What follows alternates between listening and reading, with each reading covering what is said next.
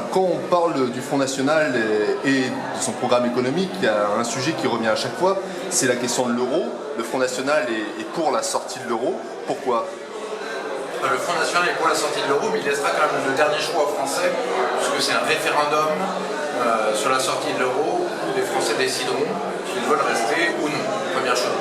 Alors pourquoi on pense que c'est absolument nécessaire pour l'économie française? Parce que il faut absolument que les entreprises françaises retrouvent de la compétitivité, c'est ce que disent d'ailleurs l'UNP, le PS et le patronat, et pour une fois c'est la vérité, de retrouver de la compétitivité, et donc cela passe, la meilleure manière de le faire, c'est par la dépréciation de la monnaie. L'autre manière, c'est la baisse des salaires, celle qui est proposée, et là c'est très dangereux pour l'économie, parce que c'est une baisse de salaire, socialement c'est une mauvaise chose, et ça crée de l'austérité et de la récession. Alors qu'est-ce qui va se passer exactement si demain la France sort de l'euro?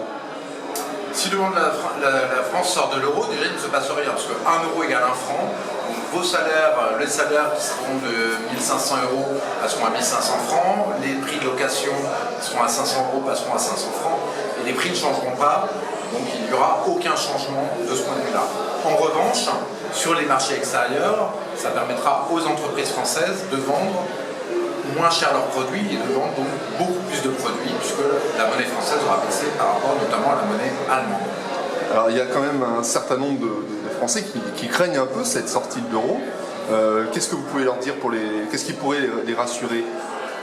Qu'est-ce qui pourrait les rassurer? C'est qu'il y a eu, première chose, énormément d'unions monétaires qui se sont défaites au cours du temps dans les siècles passés, et à chaque fois ça s'est bien passé.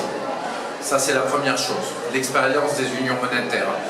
Deuxième chose, le Front National a parfaitement préparé la sortie de l'euro. On sait exactement si on doit sortir de l'euro, comment on le fera, et on n'a aucune inquiétude là-dessus.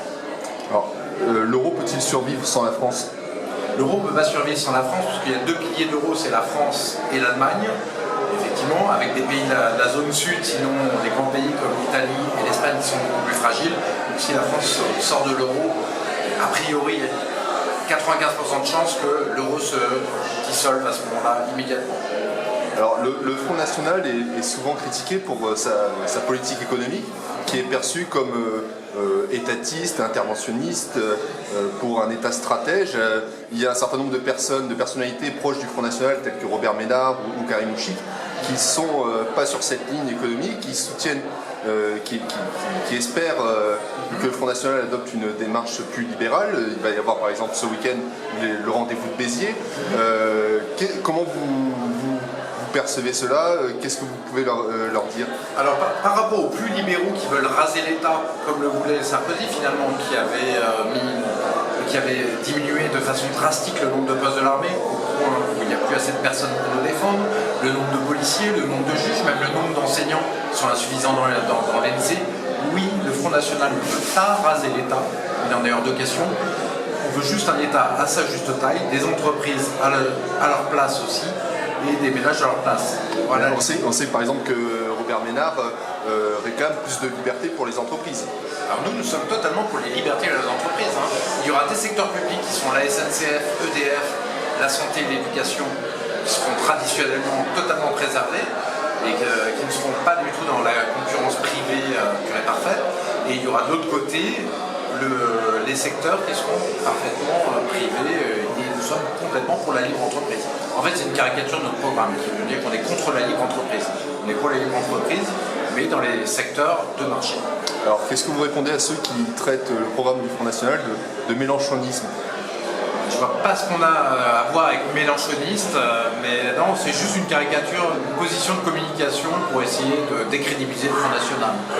Alors aujourd'hui il y a un sujet d'actualité, c'est celui de la loi travail. Le Front National s'est opposé à cette loi, mais on le voit finalement assez peu, que ce soit dans la rue, dans les manifestations, où c'est l'extrême gauche qui est en tête. Pourquoi? Alors déjà, notre rôle ne nous semble pas de manifester, nous sommes un parti politique, notre rôle n'est pas de manifester avec les syndicats. Ce n'est pas le but qui nous semble d'un parti politique, il vaut mieux ne pas... Vous soutenez l'action des syndicats? Je dirais pas ça comme ça, parce que je comprends, nous n'avons pas envie que la loi travail passe, notamment d'ailleurs, pour deux raisons principales. Le fait qu'elle risque de précariser les salariés, mais elle risque de poser des gros problèmes aux chefs d'entreprise. En fait, dans une branche, avant, on avait le même droit du travail. Là, on va complexifier puisqu'il y aura plein de droits du travail pour des entreprises concurrentes dans la même branche. Et on pense que c'est une très mauvaise idée, puisque ça va faire de la concurrence déloyale entre les entreprises qui obtiendront des accords et celles qui n'en obtiendront pas des accords. Je vous remercie.